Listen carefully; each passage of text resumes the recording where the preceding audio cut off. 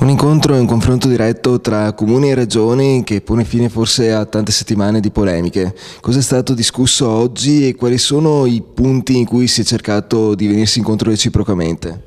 Beh, quello che conta intanto, che già prima si faceva, al di là della polemica, che tra i comuni, sindaci che rappresentano i cittadini, la regione che rappresenta i cittadini ci sia il dialogo. E oggi è stata una bella giornata di dialogo nella quale abbiamo cercato di capire i modi per approfondire alcuni contenuti. La prima cosa è spiegare bene ai veneti i contenuti del piano casa e fugare, se è possibile, tutti quei dubbi che ci possono essere di uso esagerato di questa legge.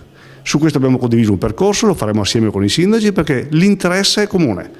Capire bene la legge, sapere quello che si può e non si può fare e soprattutto levare le paure che qualche volta ognuno di noi cerca di alimentare, fa bene a tutti.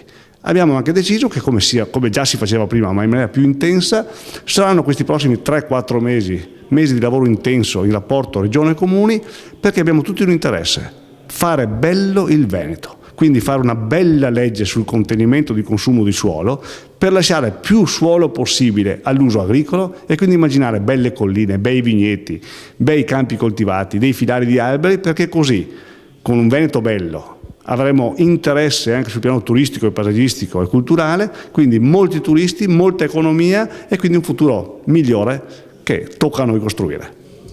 E sul piano casa, che appunto ha detto di fare un percorso assieme anche per spiegare alcuni dettagli, e sui nodi magari più discussi, insomma più l'occhio del ciclone, cosa si può fare assieme ai comuni?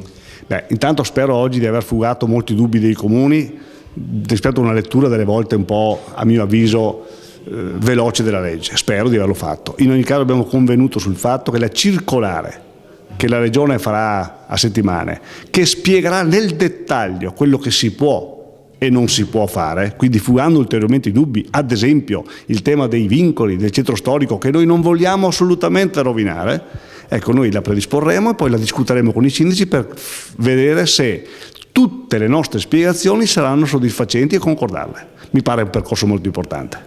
Perfetto, grazie mille.